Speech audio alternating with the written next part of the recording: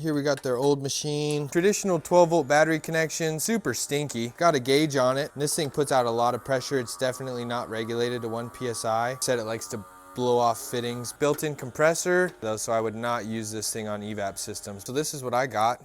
The Ventus from Autoline. No 12-volt battery connections, no shop supplied air. Built-in lithium-ion battery, instant on the smoke. Comes with the smoke flow hose, aluminum fittings on both sides. Pop that down and you're good to go. All 5 of these adapters, caps and plugs, check them out. And if you're doing like dual intakes on a V8 or anything like that, they come with these little plugs, so you can then just slip them in and turn it from an adapter into a cap or a plug. The bladder adapter is definitely my favorite. You get the machine, bottle of fluid, the 7-piece adapter set, the mounting hook, the hose, and lifetime warranty. Here you go, dude.